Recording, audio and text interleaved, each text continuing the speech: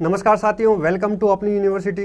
दोस्तों, आपकी एक बहुत बड़ी क्यूरीज थी। आप बार बार कमेंट कर रहे थे। जब से मैंने परसों बैच लॉन्च किया है तब से आपके बार बार कमेंट आ रहे हैं कि सर गुड एकेडमिक रिकॉर्ड का हमारा क्या सीन रहेगा और इसके बारे में कुछ बता दीजिए। गुड एकेडमिक रिकॉर्ड के पहले क्या सीन था, अब आगे क्या सीन होने वाला है, तो उसके ऊपर हम डिटेल से बात करेंगे। बहुत सारे स्टूडेंट की ये चिंता है, तो मेरा ये मानना है कि आप अपने साथियों के साथ भी बात करके इसका पता लगा सकते हैं कि अब आपको कोई भी चिंता करने की आवश्यकता नहीं है और आप अच्छे से आप तो एग्जाम की तैयारी कीजिए। ऐतिहासिक वैकेंसी आ रही है, मैं बार बार कह रहा हूँ, विशेषकर एमए के स्टूडेंट के लिए, क्योंकि एमए के स्टूडेंट के लिए ये गोल्डन चांस है। असिस्टेंट प्रोफेसर वैकेंसी 2023 एमए जो अपीयरिंग में है, या जो इस टाइम मतलब अब मार्च अप्रैल में एमए प्रीवियस के एग्जाम दे रहे हैं, उनके लिए भी गोल्डन चांस है। क्योंकि आप एमए प्रीवियस का एग्जाम देते ही आप फाइनल में आ जाएंगे और फाइनल में आप अपीयरिंग में फॉर्म भर सकते हैं और सबसे युवा असिस्टेंट प्रोफेसर बनकर आप अपना सपना पूरा कर सकते हैं। और ऐसा मौका बार बार मिलता नहीं है। और ये वो स्टूडेंट होते हैं जो समय के घोड़े को पहचान जाते हैं या समय के साथ चलना स्टार्ट हो जाते हैं। वो ही ऐसे गोल्डन चांस का फ़ायदा ले सकते हैं, या वो ही ऐसे अवसर को चुनौती के रूप में देखकर उसको अवसर को अवसर का एक फ़ायदा लेकर समय के घोड़े पर सवार होकर और अपनी सफलता को प्राप्त करते हैं। ऐसे स्टूडेंट बहुत कम होते हैं। आइए टू द पॉइंट बात करेंगे। सिर्फ 4-5 मिनट का ये वीडियो है, आप देखिएगा। आपके जो सारे प्रश्न हैं उसका मैं एक एक करके जवाब दे दूंगा। सबसे पहले ये समझ लेते हैं कि एक चीज़ और मैं बता देता हूँ कि जैसे ये जो गुड एकेडमिक रिकॉर्ड है, ये होता क्या है। गुड एकेडमिक रिकॉर्ड सिंपल है कि सरकार या आरपीएससी ये जानना चाह रही है कि आपने 10th-12th में अच्छे से पढ़ा या नहीं पढ़ा, आपके परसेंटेज अच्छे है या नहीं है। तो सिंपल भाषा में बात करें, 10th-12th यूजी पीजी के आपके परसेंटेज जुड़ते हैं, तो वो सिंपल बात है। होता क्या है कि जैसे हमारे साथ जो हमारे एज के हैं युवा, या जो अभी युवा आ रहे हैं, उनके साथ दिक्कत नहीं होती, उनके परसेंटेज आसानी से बन जाते हैं। लेकिन आज से जिसने 10 साल पहले, 15 साल पहले, 20 साल पहले जिसने 10th की, 12th की, 2004 में की, 2003 में की, या 2000 में मतलब 10th-12th की, या यूजी किया, उस समय उस दौरान क्या होता था कि सिंपली आप सब जानते हैं कि फर्स्ट डिवीज़न भी गांव में किसी का आ जाता था ना, तो भी पूरे ज़िले में या पूरे ब्लॉक में उसका फ़ोटो छपता था। तो ऐसा सीन हुआ करता था। और जैसे मेरे 10th में 68% बने, तो मैं पूरे गांव में मेरी फ़ोटो छपी थी। और 68% पे जो मैं तीसरे या चौथे नंबर पे अपनी गांव में या कॉलेज स्कूल में था, तो वो चीज़ें उस समय की थी। और जो उससे पहले के हैं उनके परसेंटेज नहीं बनते थे, मुश्किल से 40%, 45%, उनके बहुत बड़ी दिक्कत हो गई थी। हमारे साथ में मैं उनका इंटरव्यू भी करूंगा, बहुत शानदार उनकी संघर्ष की कहानी है। हमारे साथ में इंदुबाला कुमावत मैडम है, हिंदी के असिस्टेंट प्रोफेसर है। 2018 वाला बैच जो है, उन्होंने हिंदी में टॉप किया, पूरा राजस्थान फर्स्ट रैंक वो आए थे। और लेकिन उनका गुड एकेडमिक रिकॉर्ड का कुछ पॉइंटों में मामला अटक गया था। उनका केस अभी भी सुप्रीम कोर्ट में चल रहा है, तो उनका मामला अभी भी, वो नौकरी कर रहे हैं अच्छे से, कोई दिक्कत नहीं है। 2018 बैच में हिंदी के फर्स्ट रैंकर थे ऑल ओवर राजस्थान। उनका ये मामला अटक गया, सुप्रीम कोर्ट में केस लड़ रहे हैं और बहुत पैसे खर्च कर दिए, मामला सुलझा नहीं। दूसरी बात, फिर उन्होंने 2021 वाला एग्जाम वापस दिया, ऑल ओवर राजस्थान में 4थी रैंक प्राप्त की। मतलब उनका संघर्ष देखिए, असिस्टेंट प्रोफेसर बने हुए हैं, ऑलरेडी टॉपर हैं पूरे राजस्थान के। तो आप उनके हम कहें तो उनके इंटेलिजेंसी पे आप शक नहीं कर सकते हो कि आप कमज़ोर थे या। तो गुड एकेडमिक रिकॉर्ड मैं मानता हूं कि ये नहीं होना चाहिए। ये एक स्टूडेंट के साथ बहुत बड़ी ज़्यादती है या एक अत्याचार है, ये नहीं होना चाहिए। सरकार ने इसको समझा, लोगों ने लड़ाई की, काफ़ी लोगों ने आंदोलन चलाए, तब धीरे धीरे जाकर ये हटा है या इसको डिक्रीज किया, कम किया है। तो ऐसे मैडम ऐसे टैलेंट जो राजस्थान टॉपर हैं, फर्स्ट रैंकर है, लेकिन वो गुड एकेडमिक रिकॉर्ड में कुछ पॉइंटों से रहने के कारण से वो सुप्रीम कोर्ट में अपनी लड़ाई लड़ रहे हैं कि यस मुझे भी एलिजिबल करो, शामिल करो। उनको वापस एग्जाम देना पड़ता है, वापस 4थी रैंक ऑल ओवर राजस्थान प्राप्त करनी पड़ती है, ये हालत होती है। तो इतना खतरनाक ये गुड एकेडमिक रिकॉर्ड है। जो लोग इसको फेस कर रहे हैं वो ही जान सकते हैं कि ये कितना एक बहुत बड़ा अत्याचार उनके सामने हुआ है, उनके ऊपर हुआ है। अब उन्होंने वो पहले वाली जॉब को त्याग पत्र देके अब वापस नई वाली जॉब पर उन्होंने ज्वाइन किए, तो उनका पूरा जो सिस्टम है वो बिगड़ जाता है कि पहले वाली ज्वाइनिंग ऐड होगी नहीं होगी, सारा जो है बहुत बड़ी दिक्कत, बहुत बड़ी प्रॉब्लम। क्योंकि मेरे बहुत नियर है, हम दोनों साथ में रहे हैं, मेरे कलीग हैं, तो बातचीत होती रहती, उनकी स्थिति देखकर मैं ये सोचता हूँ कि ये कितना बड़ा अत्याचार है गुड एकेडमिक रिकॉर्ड। ठीक है, चलिए इस पे बात कर लेते हैं। तो हुआ क्या था कि जो अपना 2014 का एग्ज़ाम था, 2014 में क्या हुआ था, जो परसेंटेज थे वो ये थे, 10th में भी आपके कितने होने चाहिए, 55% होने चाहिए, 12th में भी आपके क्या होने चाहिए, 55% होने चाहिए, साथ में यूजी में भी क्या होने चाहिए आपके 55% होने चाहिए, साथ में पीजी में भी क्या है आपके 55% होने चाहिए। कुछ कुछ जो है कैटेगरी वाइज इसमें छूट दी थी, 5% की SC ST OBC और दिव्यांग और महिलाओं को ऐसे छूट दी थी। तो ये जो सीन था ये एपी एग्ज़ाम 2014 में था, जो एपी एग्ज़ाम की वैकेंसी 2018 में पूरी हुई थी जिसमें हमारा सिलेक्शन हुआ था। तो ये एपी एग्ज़ाम 2014 का सीन है। ठीक है, बहुत खतरनाक सीन है। इससे काफ़ी लोग बाहर हो गए थे, काफ़ी लोगों को बहुत लंबी लड़ाई लड़नी पड़ी, काफ़ी लोग अभी भी सुप्रीम कोर्ट में लड़ाई लड़ रहे हैं।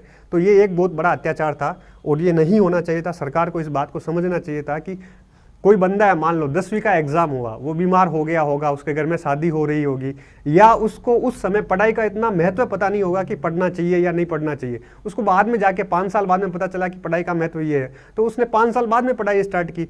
लेकिन वो आप सेलेक्ट कर रहे हो तो आप एग्जाम लेके सेलेक्ट कर रहे हो ना, ऐसे तो सेलेक्ट नहीं कर रहे हो सीधा परसेंटेज बेस पे। आप एग्जाम ले रहे हो, 2 पेपर ले रहे हो, इंटरव्यू ले रहे हो, उसके बाद में सिलेक्शन कर रहे हो, फिर इसका क्या मतलब, कोई औचित्य नहीं रह जाता है। तो ऐसा सीन था एपी एग्जाम 2014 का। तो उसमें लोगों ने लड़ाई लड़ी, सारी चीज़ें हुई। उसके बाद में सरकार ने जो 2000 एग्ज़ाम अपना ये 21 वाला हुआ, उसमें सरकार ने चेंज किया। तो 10th के लिए क्या किया, केवल पास कर दिया। क्या किया, 10th के लिए केवल पास चाहिए बस, और कुछ नहीं, परसेंटेज कोई रोल नहीं है, आप तो उत्तीर्ण होने चाहिए, पास होने चाहिए। 12th के लिए भी केवल क्या होने चाहिए, आप पास होने चाहिए, कोई दिक्कत नहीं है। यूजी में इन्होंने परसेंटेज रखा, यूजी में कितने परसेंटेज रखे, यहाँ पे 50% रखे, यूजी में 50% रखे, पीजी में यहाँ पे परसेंटेज रखे 55% ही रखे। लेकिन इसमें क्या है, 10th 12th यूजी पीजी के बाद में क्या होना चाहिए था, यहाँ पे इनका एग्रीगेट। ठीक है, एग्रीगेट भी यहाँ पे कितने परसेंट बनने चाहिए थे, 55%। ये सबसे और अधिक घातक था। ठीक है, ये 2014 वाले सीन में ये इसमें ये सिस्टम था। लेकिन यहाँ पे अब क्या है, अब सीन क्या हो गया, चेंज हो गया है। अब ये 55% है, 50 इधर तो पास है, और यूजी में 50% होनी चाहिए, पीजी में 55% होनी चाहिए। साथ में इन दोनों में क्या है, कैटेगरी वाइज छूट दे दी। तो ये जो एपी एग्ज़ाम आपका 2021 वाला था, इसमें ये सीन था। अब साथ में यहाँ पे क्या था, SC ST OBC को यहाँ पे इन दोनों में क्या है, 5% का रिलैक्सेशन मिल गया। ठीक है, SC ST OBC non creamy layer और दिव्यांग। ठीक है, इन सब को क्या कर दिया, यहाँ पे 5% का रिलैक्सेशन दे दिया, 5% का यहाँ पे इनको रिलैक्सेशन दे दिया। तो इनको रिलैक्सेशन जब मिला तो यहाँ पे अब कितने परसेंटेज चाहिए, केवल आफ्टर रिलैक्सेशन इस कैटेगरी को केवल 45% चाहिए, 45%। ठीक है, सॉरी इसमें ये 45 ही होगा, मतलब 40% हो जाएंगे। ये आपका 50 नहीं है, यहाँ पे 40% ही है, 45%। ठीक है, इसको मैं वापस बना रहा हूँ, ये 55% है, यहाँ पे 45% कर दिए थे, 45% कर दिए थे। और अब क्या हो गया, आफ्टर 5% रिलैक्सेशन ये कितना चाहिए, यहाँ पे 40% चाहिए। ठीक है, यहाँ पे इनका क्या हो जाएगा, 40%। अब 40% SC ST OBC दिव्यांग और 5% इन सबको रिलैक्सेशन मिल गया। और यहाँ पे 55% है, तो ये जनरल के लिए 45% है, मतलब 55% और 45% जनरल के लिए। साथ में यहाँ पे एक चीज़ और की, वो चीज़ ये है कि इनमें एग्रीगेट नहीं रखा, कि एग्रीगेट दोनों को मिला के परसेंटेज का कोई रोल नहीं रखा। तो यहाँ पे ये 40% हो जाएगा। तो यहाँ पे ये क्या हो जाएगा, इधर दिव्यांग को मैं इधर लिख रहा हूँ। ठीक है, दिव्यांग, तो यहाँ पे ये केवल 50% हो जाएगा। दोनों का एग्रीगेट भी नहीं रखा, 40% या 50% दोनों का एग्रीगेट आपको नहीं करना है। तो ये सीन है, ये सीन इजीली लोगों को मतलब प्राप्त हो जाता है। मेरा तो ये मानना है कि ये भी हटा देना चाहिए, ये भी 40% या 50% है, ये भी नहीं होना चाहिए। क्यों नहीं होना चाहिए, इसलिए क्योंकि हो सकता है किसी ने 33% 34% से भी पास किया हो, ये 50 है, मान लो जनरल वाला कोई बंदा है तो वो भी तो पीछे छूट जाएगा, उसकी भी पढ़ाई। ये मतलब एक समानता वाला भाव होना चाहिए यहाँ पे। ठीक है, मतलब कैटेगरी वाइज छूट है, ये अच्छी बात है। लेकिन मान लो कोई जनरल का भी बंदा है, 10th में उसने नहीं पढ़ा होगा या 10th वाला चला हो गया, यूजी पीजी में कई बार पढ़ने के बावजूद भी, आप सभी को पता है कि पीजी में पढ़ने के बावजूद भी नंबर नहीं आते हैं, तो ये हालत होती है। ये सीन था एपी एग्जाम 2021 का। अब क्या होगा, अब ये सेम सिस्टम रहेगा, हो सकता है और रिलैक्सेशन मिल जाए। जो एपी एग्जाम आपकी, अब एपी एग्जाम 2023 आ रही है, एपी एग्जाम 2023 में ये हो सकता है कि आपको और अधिक इसमें रिलैक्सेशन मिल सकता है और छूट मिल सकती है, तो इसमें हो सकता है कि छूट और दे दे, कुछ रिलैक्सेशन और मिल जाए। अभी तक ये रूल है, ये रूल तो लागू रहेगा ही, और रिलैक्सेशन मिल सकती है। तो ये सीन है इसमें, ये आपका मोटा मोटा गुड एकेडमिक रिकॉर्ड है। अभी आपको अगर आपके 45% जनरल में है और 55% जनरल कैटेगरी में, यूजी और पीजी में है तो कोई दिक्कत नहीं है। कैटेगरी वाइज आपको एससी एसटी ओबीसी दिव्यांग के रूप में 5% का छूट है, तो यहाँ पे 40%, और पीजी में कितना चाहिए, 50% चाहिए, तो आपका बेड़ा पार हो जाएगा, कोई दिक्कत नहीं। सिंपल है गुड एकेडमिक रिकॉर्ड, इससे ज़्यादा आपको दिमाग लगाना नहीं है, बस यही सीन है इसका, ठीक है। और दूसरी बात, एक और बहुत अधिक स्टूडेंट क्वेश्चन कर रहे थे जो अदर स्टेट वाले हैं, वो अदर स्टेट वाले क्वेश्चन, जो अदर स्टेट के स्टूडेंट हैं वो क्वेश्चन कर रहे थे। बहुत सारे कमेंट आ रहे हैं, अदर स्टेट वाले राजस्थान में बहुत अधिक इंटरेस्ट रखते हैं, क्योंकि राजस्थान बहुत शांत प्रदेश है, बाहर वालों को बहुत नमस्कार सत्कार, उनका आदर भाव करता है, इसलिए वो भी यहाँ पे इंटरेस्टेड होते हैं। तो अदर स्टेट वाले स्टूडेंट कह रहे हैं कि हम कौन सी कैटेगरी में आएंगे, तो आप सभी भाई साहब जो है केवल जनरल कैटेगरी में आओगे, ठीक है। आपके फॉर्म भरे जाएंगे, आपकी मेरिट और सारी चीज़ें जो है वो जनरल कैटेगरी के अकॉर्डिंग ही होगी, ठीक है। और साथ में बहुत सारे स्टूडेंट ये भी कह रहे हैं कि सर एज का क्या सीन है, तो यहाँ पे एज का बता देता हूँ कि एज का कोई सीन नहीं है, आप तो मस्त रहे, बुढ़ापे तक भी आप असिस्टेंट प्रोफेसर की तैयारी कर सकते हैं। यहाँ पे एज लिमिट के बारे में बहुत सारे स्टूडेंट पूछ रहे हैं, तो एज लिमिट यहाँ पे कोई, मेरा ये मानना है कि आप 40 साल तक, 50 साल तक कुछ कैटेगरी में आप एग्ज़ाम देते हो तो इतनी छूट मिल रही, और क्या चाहिए। तो मिनिमम अगर एज की बात करें, मिनिमम हम एज की बात करें, न्यूनतम ये मिनिमम जो है वो 21 साल है, ठीक है। और जनरली जो जनरल कैटेगरी के लिए बात करें हम, एज की जनरल कैटेगरी के लिए कितनी है अधिकतम, मैक्सिमम जो है एक सेकेंड, मैक्सिमम जो है जनरल कैटेगरी के लिए ये 40 वर्ष है, 40 ईयर है, 40 साल है, 40 साल तक आप एग्ज़ाम दे सकते हैं, ठीक है। 20 साल नौकरी करना, 2 साल प्रोबेशन में चला जाएगा, ऐसे करके हो जाएगा। साथ में कुछ रिलैक्सेशन है, ठीक है। एससी एसटी ओबीसी को 5% रिलैक्सेशन है यहाँ पे, एससी एसटी ओबीसी दिव्यांग महिला आदि को जो है ईटीसी कर रहा हूँ, ठीक है। ईटीसी को 5% छूट होने के बाद ये कितना हो जाता है, 5% नहीं है सॉरी, 5 साल का छूट है, इसलिए 45 एज तक आप दे सकते हो, 45 साल की एज तक आप एग्ज़ाम दे सकते हो। साथ में एक और है एससी एसटी ओबीसी महिला जो है, महिला की बात कर रहा हूँ, एससी एसटी ओबीसी जो इनकी क्या है, लेडीज़ है, महिला है, उनको और 5% रिलैक्सेशन है, तो यहाँ पे ये कितना हो जाएगा, महिला 50 साल की एज तक ये एग्ज़ाम दे सकते हैं। विधवा है, परित्यक्ता है, कोई एज लिमिट है ही नहीं, ठीक है। आप 68 साल के हो तो भी एग्ज़ाम दे के 2 साल नौकरी कर सकते हो, ये सीन है एज का। और कुछ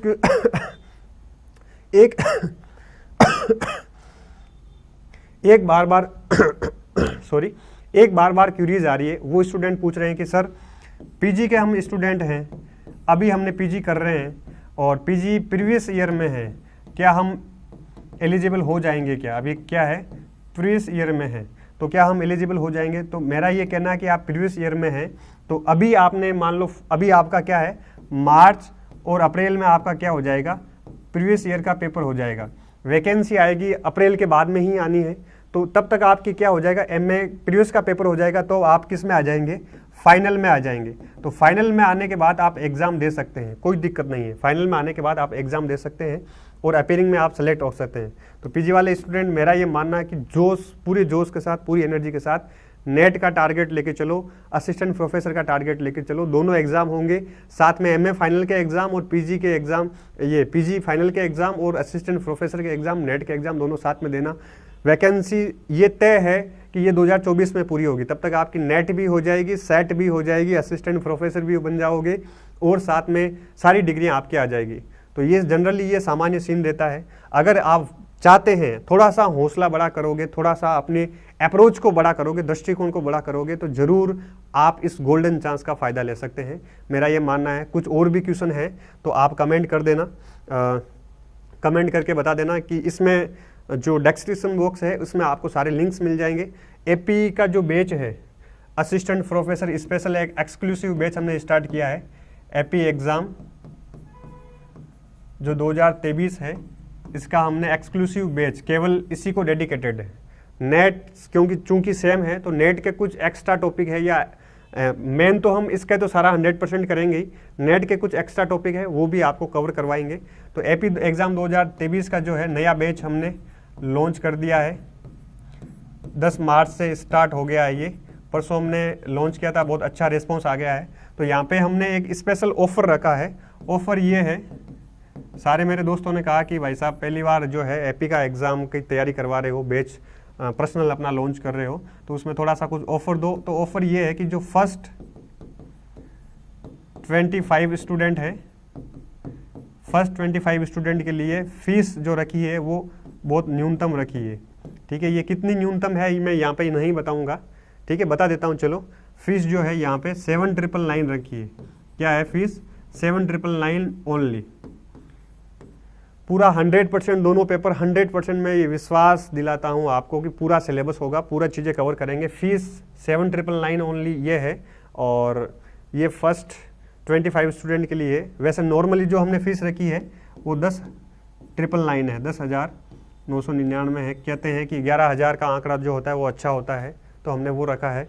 और ये भी कम है क्योंकि असिस्टेंट प्रोफेसर बहुत लंबा चौड़ा सिलेबस है, ढंग से रोज़ 2 घंटे की क्लासें होगी तो उसमें हमें काफ़ी लंबी चीज़ें करनी पड़ेगी। तो ये अपना प्लान है। ये अपना प्लान जो है, अपनी यूनिवर्सिटी ऐप आपको डाउनलोड करना है, वहाँ पे नेट जेआरएफ के सेक्शन में जाओगे तो आपको अपनी ये एपी एग्ज़ाम 2023 का एक्सक्लूसिव बैच मिल जाएगा। 10 मार्च से स्टार्ट हो रहा है, 2-4 दिन में अपने रिकॉर्डेड क्लासेस आएगी, फिर लाइव क्लासेस स्टार्ट हो जाएगी, ताकि सारे बच्चे एक साथ रजिस्ट्रेशन हो जाए उनका, फिर उन सभी को साथ में लेके हम साथ में बैच स्टार्ट कर देंगे। ठीक है, ये 25 का जो स्टूडेंट का आंकड़ा है ये कल या परसों तक पूरा हो जाएगा, इसलिए आप जो है जो लेना चाह रहे हैं जल्दी से आप रजिस्ट्रेशन करवा दीजिए, फिर 3-4 दिन में हम क्लासें स्टार्ट कर देंगे। तो आप सभी का आभार। फिर भी कोई क्वेश्चन है, इसके डिस्क्रिप्शन बॉक्स में आपको एक व्हाट्सअप ग्रुप मिलेगा, असिस्टेंट प्रोफेसर नेट जेआरएफ का एग्ज़ाम 2023 का, उस ग्रुप में आप जुड़ जाना। वो असिस्टेंट प्रोफेसर एग्ज़ाम का जो स्पेशल मैंने व्हाट्सअप ग्रुप बनाया है, उसमें सारी चीज़ें, अपडेट, नोटिफिकेशन, कंटेंट, सारी चीज़ें आपको वहाँ पर मिलती रहेगी। ठीक है, ये एक्सक्लूसिव जो बैच है ये ज्योग्राफी का है। ठीक है, ज्योग्राफी सब्जेक्ट का है, और ज्योग्राफी को हम बहुत अच्छे से करेंगे। थर्ड पेपर जो असिस्टेंट प्रोफेसर एग्ज़ाम का थर्ड पेपर है वो भी हम जल्द ही लॉन्च कर रहे हैं। ठीक है, आप सभी का आभार, धन्यवाद। यही बातें थी। तो गुड एकेडमिक रिकॉर्ड से घबराना नहीं है, ये लागू नहीं होगा, हट जाएगा इस वैकेंसी में तो 100% हट जाएगा। और पहले कम तो कर ही दिया, मिनिमम कर दिया, 40% तो आपके सबके होते ही है, तो अब कोई दिक्कत नहीं है, घबराना नहीं है। फिर भी आपका कोई क्वेश्चन हो कमेंट करके बताइए, कमेंट करिए, मैं ज़रूर जो है आज या कल मैं आपको ज़रूर रिप्लाई करूँगा। आप सभी का आभार, थैंक यू, धन्यवाद।